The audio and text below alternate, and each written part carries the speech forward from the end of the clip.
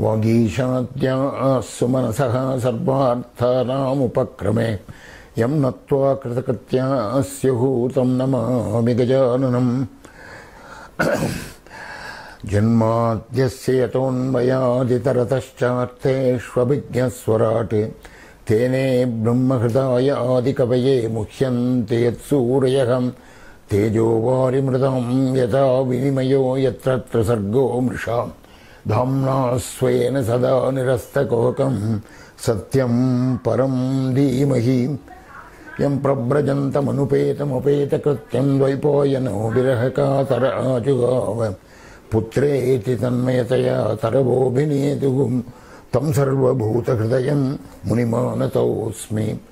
सदाशिवसमारम्भां शङ्कराचार्यमध्यमाम् अस्मदाचार्यपर्यन्तां वन्दे गुरुपरम्परां योगिनं विश्वनाथाख्यम् अस्मत्तातस्वरूपिणम् आत्मलाभात् परं लाभं वक्तारं न कदाचन गीतार्थग्रन्थकर्तारं श्रीगुरुं प्रणमाम्यहं। योऽन्तः प्रविश्य मे वाचं धृतिं बुद्धिं प्रचोदयात्। ॐ नमः सभाभ्यः सभापतिभ्यश्च वो नमः। Friends, we are in session number 11 of Sanatana Dharma series. Today we are going to take up the story of Jadabharata, which occurs in Srimad Bhagavatam. This particular story, the content of it, the lesson that we learn from it, is linked to Gita Regimen number 9, sloka number 55. प्रजघाति यदा कापान् सर्वान् पार्थमनोगतान् आत्मन्येवात्मना तुष्टः स्थितप्रज्ञस्तदोच्यते. Again, Krishna comes to the same idea in chapter 5. न प्रहृष्येत् प्रियं प्राप्य no द्विजेत् प्राप्य च प्रियं स्थिरबुद्धिरसम्मूढो ब्रह्मविद् ब्रह्मणि स्थितः. So we are going to talk about a Brahmavid, Brahmajnani. What is a Brahmajnani? One who has realized Brahman and living in Brahman, and he sees only Brahman everywhere. Sarvam Khalvidam Brahma. We are reading it in Upanishads, we are hearing it, we are talking about it to each other, but the one who really sees Brahman everywhere are very rare. 1 in a billion, 1 in a billion, and probably 1 in a millennium. So that kind of person we are going to see now. The name is Jadabharata. Jada means inert. Bharata, of course, is his name. You will see why the word Jada has been prefixed to his name as we go along in the story. As I told you, he is a rare Brahmajnani. So this story will tell you what we can expect and what we may not expect out of a Brahmajnani, and all other nuances about Brahmajnani. There have been very few people of this kind. Sadashiva Brahmam, who lived in the 13th, 14th, 15th centuries in the southern parts of the country, is another example. Of course, we have examples of Ramana Maharshi and others, but they are so near to us in terms of time that we are not able to really judge them as a Brahmajnani or not. Then there are debates about whether that is a Brahmajnani or somebody else is a Brahmajnani. We will not get into that kind of discussion now. So now we go to the story of Jadabharata. Bharata.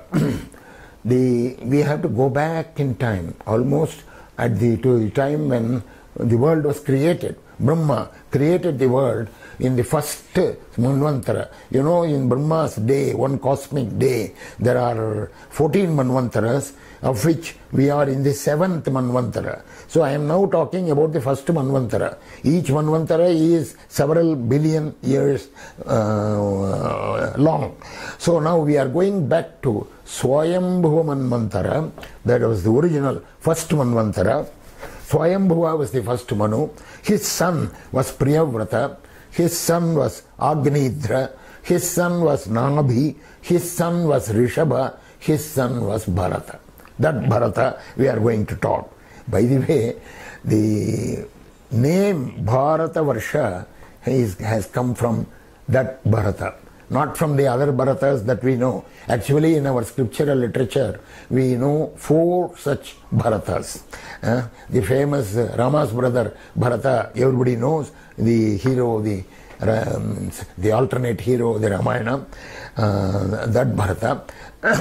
Then we have the dance master, the original founder of the Bharata, of the Natya Shastra, Bharatanatyam and so on. So that Bharata. And then another Bharata, son of Dushyanta and Shakuntala, who have been immortalized in the in Kalidasa's drama called Shakuntala. So there are 4 famous Bharatas, but this Bharata whom I am going to talk about is the earliest one chronologically, and from him the name Bharata Varsha came. Before that, it was known as Ajanabha Varsha. Ajanabha Varsha. Well, we go to the story. His father, Bharata's father, was Rishabha. Rishabha was an avatara of Vishnu. You see, he reigned for a long time, and on retirement gave a long sermon to his 100 sons. Rishabha had 100 sons, of whom Bharata was the first one. So when actually Rishabha's sermon to his sons is a full chapter in the Bhagavatam, the 5th chapter of the 5th skanda of the Bhagavatam. That is a separate topic by itself. It's called Rishabha Gita, but I am still wanting to refer to it because one shloka there, actually the first shloka, is very important.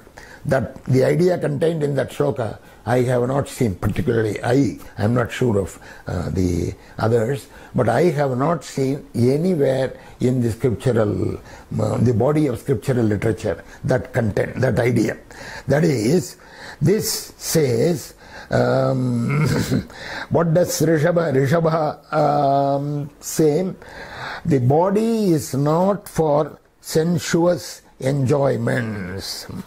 Mahat sevam dwaramahur vimukte tamodwaram yoshitam sangi sangam. I will explain it presently. So he starts by saying, body, this human body, our body, is not for sensuous enjoyments. He does not say is not only for sensuous enjoyments. He simply says is not for sensuous enjoyments. You have to make an unsensuous use of the body. This unsensuous use is a very interesting word. This word comes from, I have taken it from Aurobindo's Gita lectures, unsensuous use. In the Gita we will have occasion to talk about it. So now, Rishabha says, this body is not for sensuous enjoyments.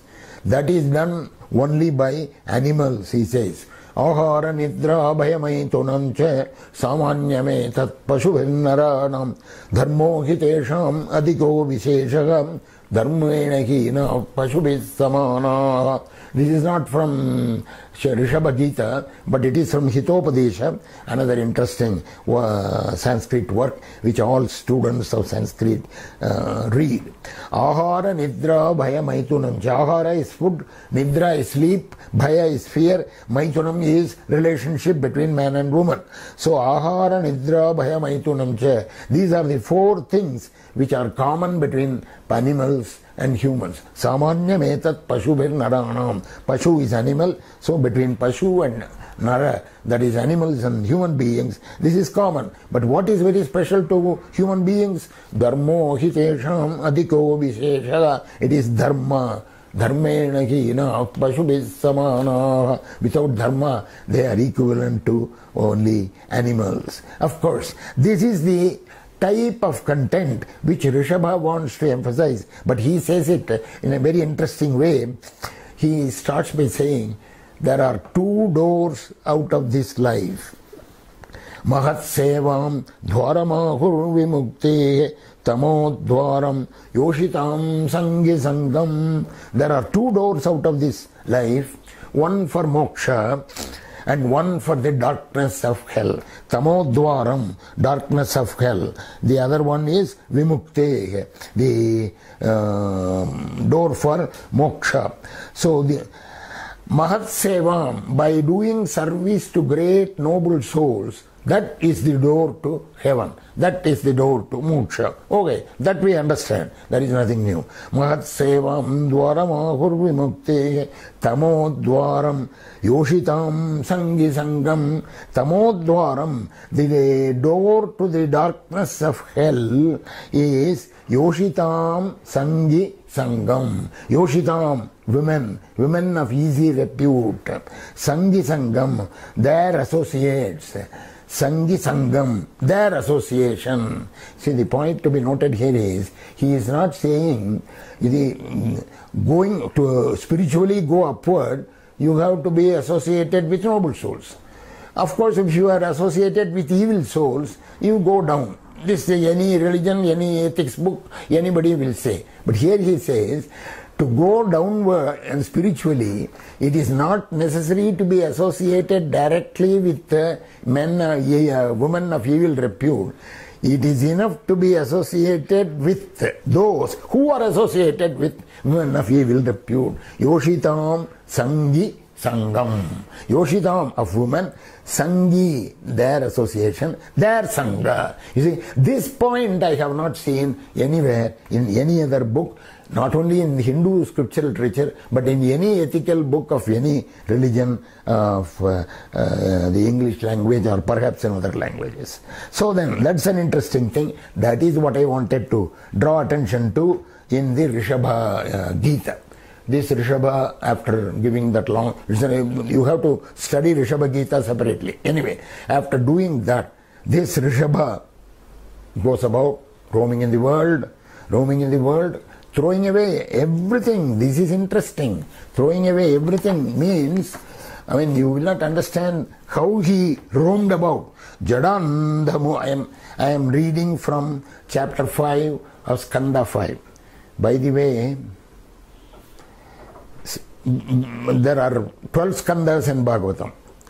Skanda 5 is the only skanda which is in prose. Everything else is in poetry. You see? And you will see why. We don't know why it is in prose, but I will have occasion to refer to it a little later. So then, I am reading, sir, that Jadandhamuka Badira Pishacha Unmadakavat Avaduta Veshaham Abhibhashyamanopi Jananam Grihita Monavrataha Tushnim Babuva. That is, Jada means inert. Senseless, andha, blind, mooka, dumb, badira, deaf, pishacha, like a ghoul, pishacha, unmadakavate, like an intoxicated man, avadhuta vesha, stark naked, abhibhashyamanopi, jananam grihita maunavrataha. Even if he is spoken to, having taken a mauna silence, even if he is spoken to, he does not respond. This is the way he was roaming about in the forests of Kudagu forests of Karnataka, and finally he was, his body was engulfed in the fire of the forest fire, and that was how Rishabha died. But why is this Rishabha story said here? And the Bhagavatam says this is to tell people how, you see, I am avataraha rajasopa pluta kaivalya upashichanartaha. Those who are struck with rajas, you see, rajas, and always moving about in the world, material desires and what have you. That kind of people, to them, tell them, to get them out of that rut and show them the path to moksha, to show them. This is the purpose of this avatara. By the way, this Rishabha is the sage number 1 for the Jain religion. From him, so Bhagavatam itself says, in later times, he will be quoted by other religions, and they will have another kind of mata, it says. Anyway, so that is Rishabha. So we shall come back to Bharata, Rishabha's son. Bharata ruled for a long, long time. You will not believe. It says Ayuta Sahasram. Ayuta means 10,000. Sahasra means 1,000. 1,000 10,000s, which means you see 10,000 has 4 zeros, 1,000 has 3 zeros, together it has 7 zeros, so it is 1 billion. And that means is 10 million. So that is 1 crore. 1 crore. How can he rule for 1 crore? I mean, don't ask me. I can't answer that question. He ruled for a long, long time. And then, but when he ruled, he never swerved from the dharmic path. He did a lot of yajnas, he did a lot of pujas, you see, devotional, spiritual, everything. I mean, whatever you may think of, he had done it. He did it with perfect intellectual faith, and this purified his intellect perfectly. This went on for all the time he ruled. And then he retired to the forest.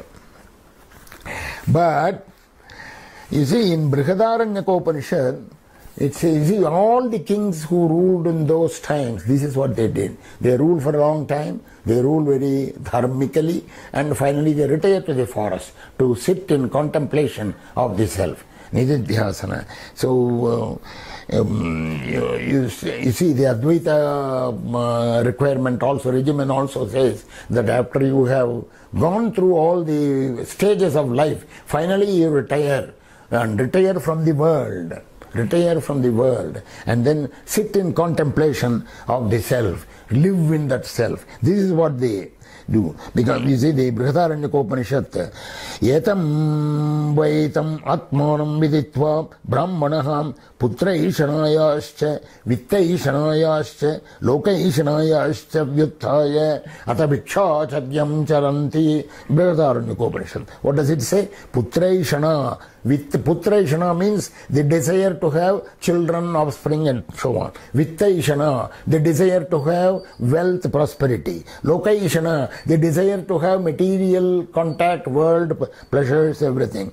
All these things you must rise up. Vyuttaya atha bhikshacharyam charanti. Thereafter you live as a mendicant, living on whatever comes to you. This is what even the kings did in those times. That is what Bharata and his ancestors did it. Bharata and his descendants also did. So Bharata, after having ruled for a long time, done a lot of devotional and religious spiritual service, his mind was so purified that he retired to a distant ashrama in the northeast corner.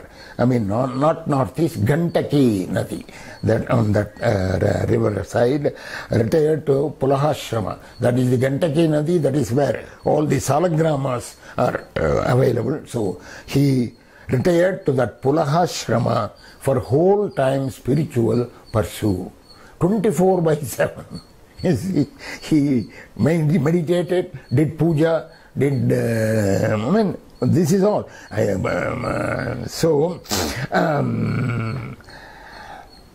That is how he spent the rest of his life, totally devout. He was such a great king. He ruled the whole entire earth. He had also all the pleasures of the world, and but he was devoid of such desires or attachments. No attachment, and in constant contemplation of the lotus feet of the Lord, he was living in a state of total bliss, and he enjoyed the superlative joy of devotional experience. He lost himself in divine contemplation and spiritual trance. This is how he was living, and then it happened. What happened? You see, Shravana Manana Nididhyasana is the regimen for all of the Vedic Vedantic literature and content, and then churn it down in your mind, get convinced, totally convinced, and in that conviction live in the contemplation of self. That living in the contemplation of the self, that is called nididhyasana. That's a testing ground, because that is the time when you can test whether you really have the Gita shloka, Prajahati yada kaman sarvan parthamano gatan atmanyeva atmana tushtaha stita prajnastadochyate. The one who is content with his own self, by his own self, atmani eva atmana tushtaha, by his self. The self is everything. Sarvam kalvidam brahma. I am Atma Brahma. This conviction. This conviction, not an intellectual conviction alone. It is an emotional conviction. It is a conviction, body and spirit. So, Atmani eva Atmana tushtaha stita prajnastadu uchyate. That is called stita prajna. That is called Brahmajnani according to the Gita. This is how you live in that nididhyasana stage.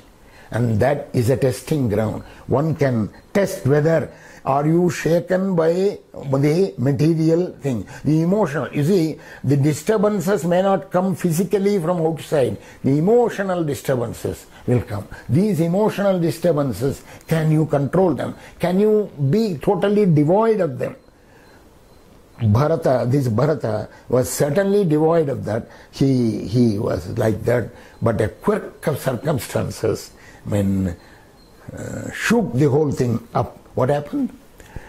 Well, he was sitting in the bank of the river, perhaps in the waters, for 4 hours continuously, meditating on Om, like that. And there was a sudden roar of a lion somewhere. A deer, female deer, had come to the bank of the river to drink water. And when it heard the roar of that lion, it was frightened. It immediately jumped to the other side of the river. The female deer was already pregnant fully, so in that fright, in that jump, it was delivered of the baby deer. But it jumped to the other side. But because of the exertion, because of the excitement, because of the birth of the baby deer, the mother deer died on the other side. Our hero, Bharata, was watching the whole thing. He saw the deer die on that side and the baby deer falling in water.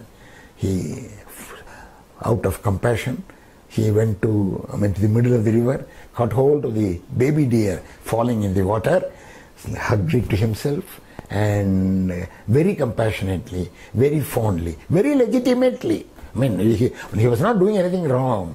Legitimately, he brought it to the shore and then started taking care of it. That is where it started. You see, now he has to take care of it. He has to bring grass for it. He has to bring good grass for it, because it is a motherless baby, and it has to be taken care, and it has to be protected from its enemies. Lalana, Poshana, all those things, you see, has to be done. Very interesting words which Shuka uses. By the way, Shuka is narrating this story to Parikshit. So, Krita Nija Abhimana Tate Poshana Palana Lalana Pridana Anudhyayena Atmaniyamaha. You see, having placed his affection on this deer, he has Poshana, taking care of it, Palana, protecting it, Lalana, fondling it, Pridana, feeding it, Anudhyayena, taking every care of it. You see, by these things, Atmaniyamaha Sahai. You see, he was doing meditation and spiritual pursuits 24/7. What happened now? Slowly those things reduce, because he has to, suddenly this deer disappears. He has to go and find it. Suddenly the deer comes and sleeps on his lap. He is so glad that he is behaving like her own son. Oh, what a... So like that. So Purusha Paricharyate Aya Eka Ekashaha. So slowly his spiritual pursuits were coming down. You see, earlier he was doing Sahasranama Archana to the Lord in great trance. And now what happens? Why Sahasranama after all? There is no time. I have to take care of this deer. You see, he argues within himself. It is not wrong to take care of this because after all this deer is motherless and it has come into my hands. It's God's will. So I have to take care of this. See, the point is, you have to distinguish between affection and attachment. Affection ennobles, but attachment enslaves. Attachment is raga. Now our Bharata was getting attached. He was certainly pouring affection. There is nothing wrong. Love elevates. Love is a good thing. Love is a sattvic thing. Love elevates, but desire entraps. You see, so here he has a desire. Now he has to say, I should protect it. Who will do this for this? If I do not do this, what will happen to the deer? You see, now there is a desire comes there. So he argues within himself, but it is the attachment and desire that traps. So his Sahasranama Archana became a, you see, in the earlier years, when he does the Archana, I mean, he would be in trance. I mean, I have seen that kind of trance with my own father. You see, you see what happens? I mean, my father used to do the Archana for the goddess, Lalita Sahasranama. Sometimes he would ask me to read it, and he would do only the Archana, probably saying the mantras within his, slowly. So I will keep reading. So one day I was doing like this. So, Tapatrayakni Santapta Samah Kladana Chandrika Yai Namaham. You see, Chityai Namaham Tatpada Lakshyartha. So it goes on like that. He is doing that. Tatpada and it stops. So I am reading Tatpada Lakshyartha Namaha. It actually happened. I have seen what it means. Tatpada Lakshyartha Namaha I am saying. But by this time, Tatpada Lakshyarthaya Namaha, I am saying I am going, I am trying to go forward, but I see his hand has tapped here, taking the flowers or the kumkum, offering it to the Lord, to the goddess.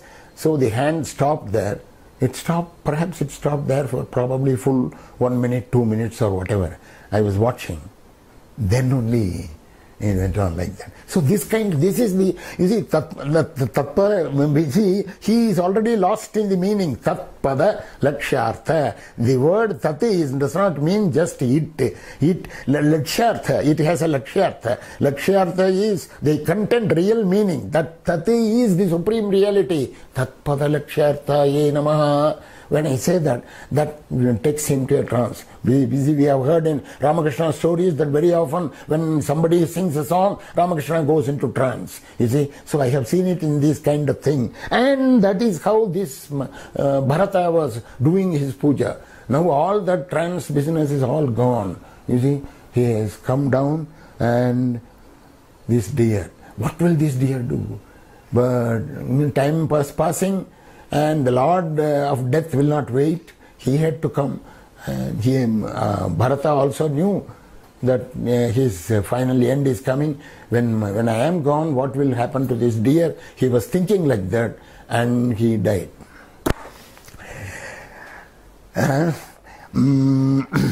Yam vapesparam bhavam tyajatyante kalebharam tamtame vaiti kaunteya sada tadbhava bhavitava. Gita shloka number in chapter 8.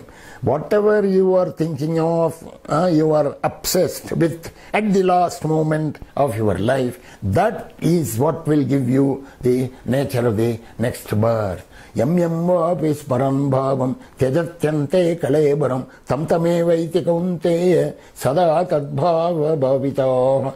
So he was born as a deer, reborn as a deer. But the beauty is, this Bharata was not an ordinary person. So he has done puja for, as you say, Ayuta Sahasram, 1 crore of years. And he has done all this meditation and everything. So because of this intense puja and intense tapas, as a deer, he remembered his previous life. He remembered his previous life. So even the deer remembered his life as Bharata. So he decided, I will not have any more attachment.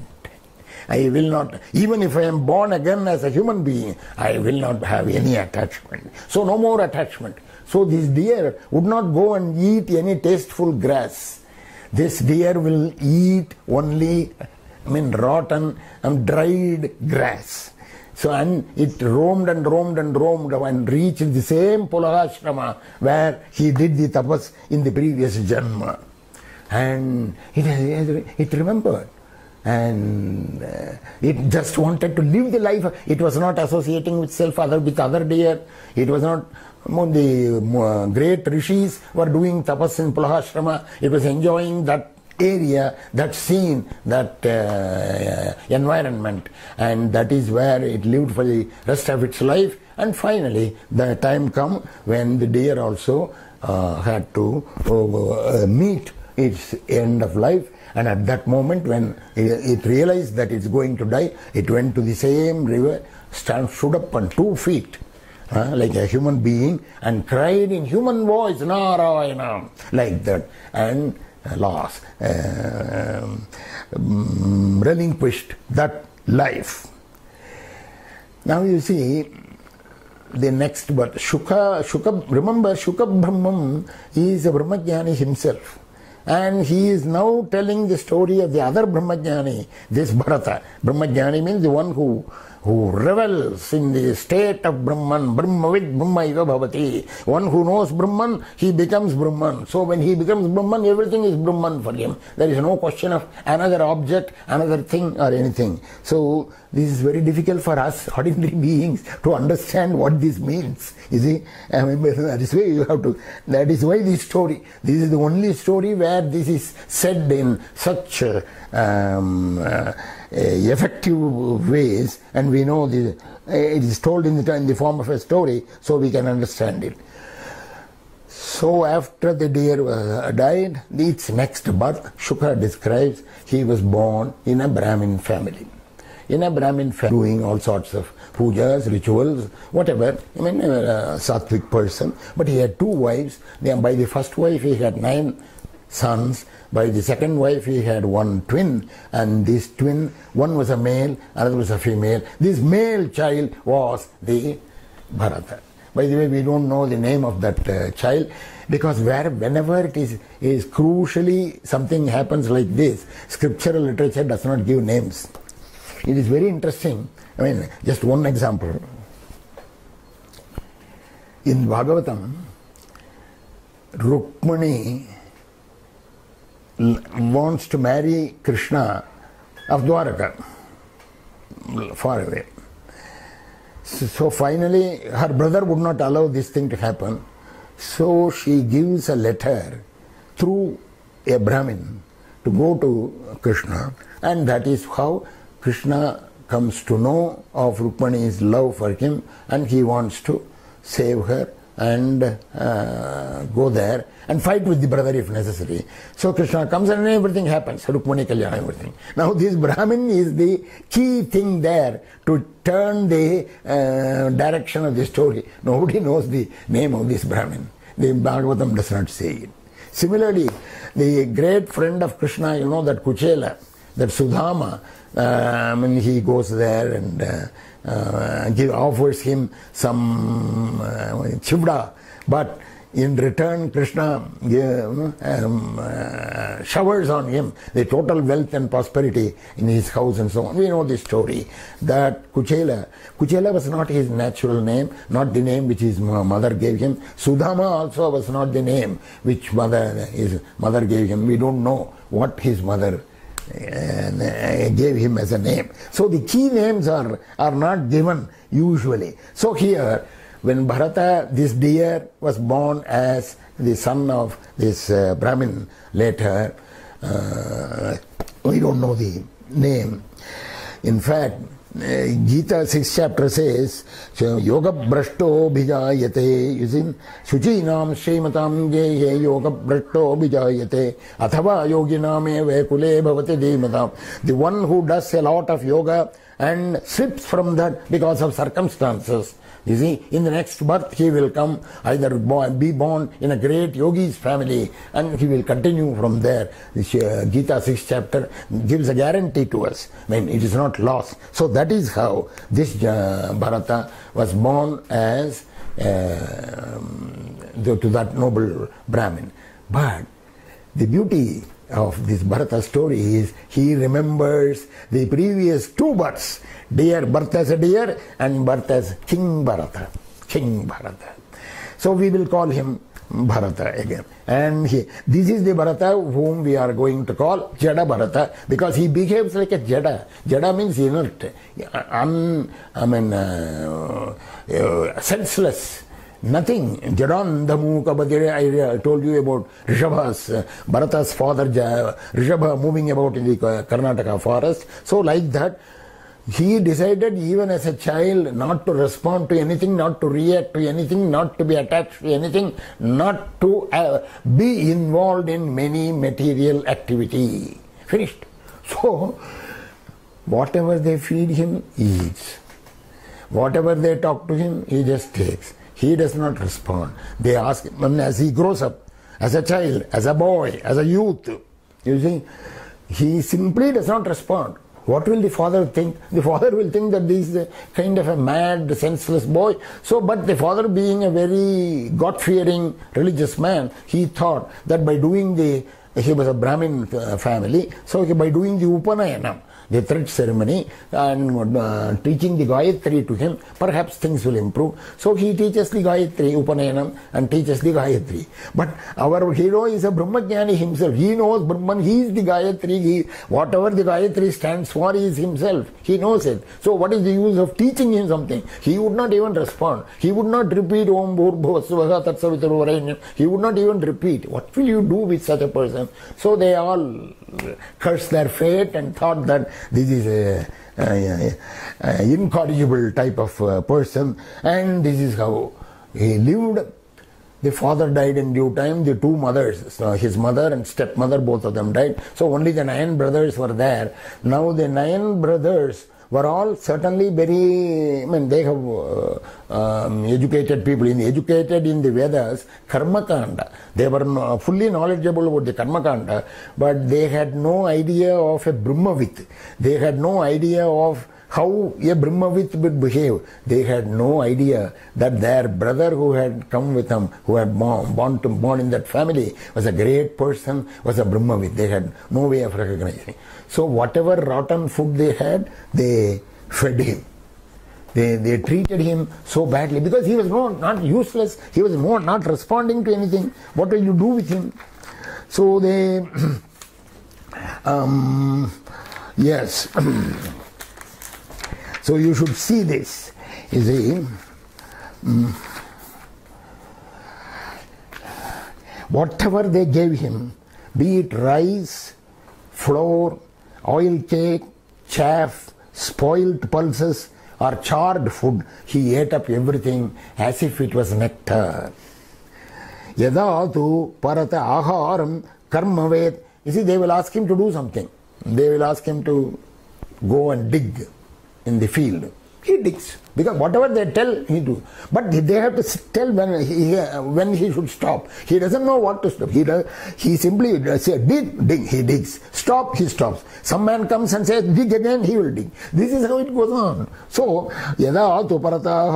so for this they paid him the kuli, the whatever compensation. What is this? Rotten food. So, Bhratirabhirapi, Kedara Karmani, Nirupitaha, Tadapi Karoti, Kintu, Na Samam, Vishamam, Nyunam. He does not know how much to dig, whether it is too much or too little, you see, whether it is right, whether it is less or more. Nyunam, Adhikam iti Veda, Kana, Pinyaka, Pali Karana, Kulmasha, Sthali Purishadi. So all those things, oil cake, chaff, spoiled pulses, charred food, whatever they gave, Amritavate Abhyavaharati.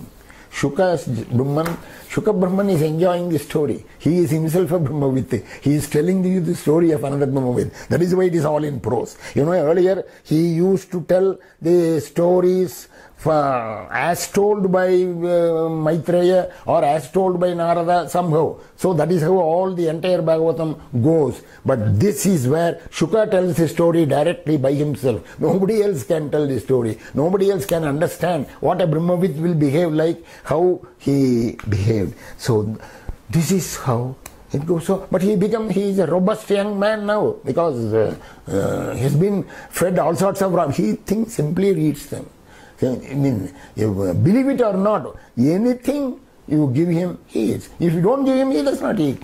He does not care. Because he has already distanced himself voluntarily from his body, mind, intellect. You see, our scriptures repeatedly tell us, you are not the body, mind, intellect, you are different from that, you are Tattvamasi, all those things. We are not able to understand these things. Here is one man who did that exactly as was stated in the Upanishads. So now the scene changes. Shukabrahman gives you only the gems of the various happenings. There was a rich man, some rich man. He wanted to give a Narabali, offer a human sacrifice to goddess Kali. He was a rich man, so he had all sorts of people. He got hold of, for a Narabali, for the human sacrifice, he had already picked up a man and imprisoned him for being offered as human sacrifice. The next morning, he was there. But during the night, this fellow escaped. So when he escaped, the morning, 8 o'clock, 9 o'clock, he had to get a substitute. So he told his servants or assistants, go and find some substitute. These fellows roamed about all the forest. But our Jadabharata was lying somewhere like that. So they came and touched him. Hey, come along. He came. He doesn't care. They said, come along. He comes. And it appears these people have been doing this Narabali, human sacrifice, for many times. So they have taken many people like this. But, Shuka says in this story, never have they seen a person like this Jadabharata coming casually for the Narabali. So casually. So he came. So all right, he was brought there. He was dressed up, he had never been bathed in his life. He was wearing a dirty dhotis, stinking. He was living like a caveman with his beard and all that. So he was shaved, dressed up, this, that. He just allowed everything to be done on him. They applied cosmetics on him, they dressed him up, they did everything, brought him before the idol goddess Kali, and they were all ready to chop off his head. He did not care. Our Jadabharata was standing like a rock. Nothing has happened to him. But goddess Kali cared. She cared. So at the last moment, she came up from the idol and chopped off the heads of all the others there. And here he says, Shuka says, Vijaha Aracha Shirah Kandukalileya. They played ball with their heads. She played ball. Kandukalileya. Kanduka means ball. Like that. She played ball with their heads. The story ends there. We don't know what happened to our Jadabharata because story goes in different scenes. So the next scene. Now Shuka continues the story from a different point. There was a king in the Sauvira country. What is the Sauvira country? Probably in Gujarat. Sauvira country. In the Sauvira country, there was a king, Rahugana by name. This Rahugana was a great, wanted to spiritual pursuit. So he wanted to go to Kapila Muni in the northeast corner of India and learn Vedanta from him. So he left. As a king, he was going in a palanquin, 8 pallbearers carrying him, and he was going along like that. One fellow, one of those pallbearers fell ill. Now they wanted a substitute. You know what happened. The king said, go and find a substitute. So these fellows roamed about, and our Jayabharata was lying somewhere or roaming perhaps. So they came and touched him and said, hey, come along. So he came. And they put him as the 8th pallbearer in, and he was also, he was doing it. Whatever they said, he does. See, that is how it goes. The 8 people were carrying the palanquin. But the 8 people have to synchronize their steps. when they go like this. But he was not looking at the other people, he was not synchronizing. Also, it seems probably there was a habit. Probably he had a habit of not stepping on some insects or whatever. So suddenly he would jump or do something. The king felt the jolt, the occupant of the palanquin. So he peeped out and, hey, what happens? And they also said, it's not our fault. You brought this fellow from somewhere. He is the one. So he said, hey, don't do it like that. And again, the journey continued. But nothing changed. Same thing happened again. Now this time the king was really angry. So he now wanted to scold our Bharata. But he did not scold directly. He scolded him sarcastically. You know, already our hero was fat. He had not doing any exercise or anything. He was fat, robust, eating anything that anybody gave him. So he was not doing any work. So he was fat and so on. In youth, probably 25 years old or whatever. And therefore the king said, yeah, you are poor fellow, you are very lean, you are very hungry, you are not able to carry the palanquin. Is that the way? That is how you are, that is why you are not carrying this thing. Like that. Sarcastically, he scolded him, I mean, really very poignantly. Is it? Now our Jada Bharata speaks for his first time in his life. He has never spoken. So he stopped, turned to the palanquin he carries, the palanquin is there, so he turned towards the king. And now, my dear king, whatever you have spoken sarcastically is certainly true. Because he was saying, you are lean. He says, actually these are not simply words of chastisement, for the body is the carrier. The load carried by the body does not belong to me. See, he distinguishes between I and the body. There is no contradiction in your statements, because I am different from the body. I am not the carrier of the palanquin. The body is the carrier. You see? Certainly, as you have hinted, I have not labored carrying the palanquin, for I am detached from the body. Your words about my stoutness or otherwise are befitting a person who does not know the distinction between the body and the soul. The body may be fat or thin, but no learned man would say Atman is thin. You see, as far as the Atman is concerned, I am neither fat nor skinny. Therefore, you are correct when you say that I am not very stout.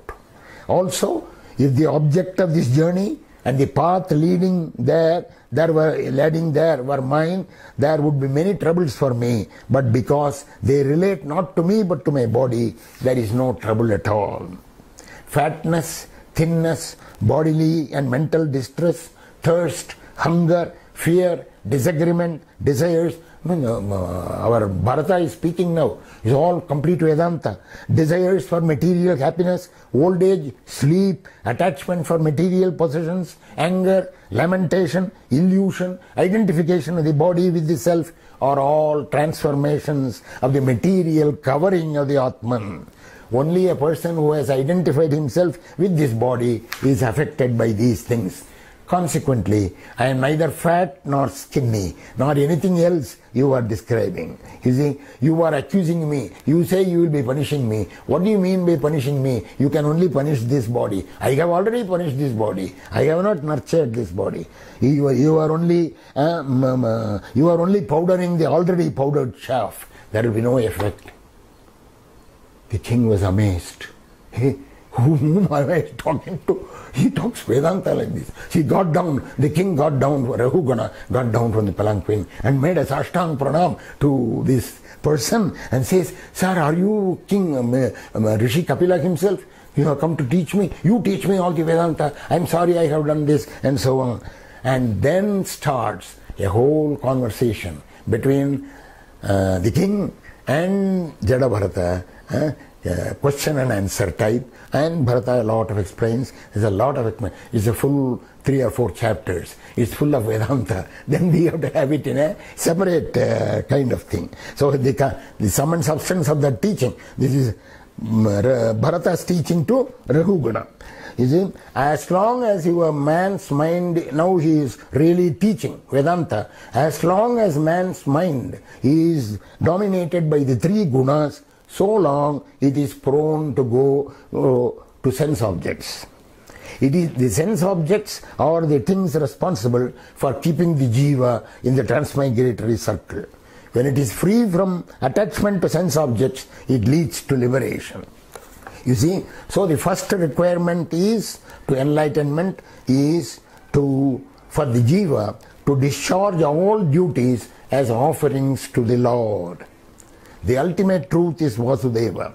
You see, instead of doing this, all people like merchants who are totally greedy, they go, what they do in search of wealth and prosperity, they go in the forest, they go all over the world and acquire wealth. So this is how this jiva enters into this forest of samsara in quest of happiness, which it cannot find in this samsara. O king, you are also on this path. Abandon oppression of all creatures. Practice universal love. Eschew all worldly attachments. Take up this sword of jnana. You see, jnana asina. Take up this sword of jnana, sharpened by the worship of the Lord. And then you will go beyond this world of samsara. This is how he teaches, and that is how the Bharata story ends. And you know, at the end of the story, there is a Palashruti. Shuka says, whoever has heard this story, whoever has read this story, they will also be eligible for becoming a Brahmajnani, at least if not in this birth, in successive births. Anyway, I am greatly thankful to Advaita Academy for giving me this opportunity of talking about such a great Brahmavit, you see, though we are far from being that. Anyway, I mean, स्वस्ति प्रजाभ्यः परिपालयन्तां न्याय्येन मार्गेण महीं महीषाः गोब्राह्मणेभ्यः शुभमस्तु नित्यं लोकाः समस्ताः सुखिनो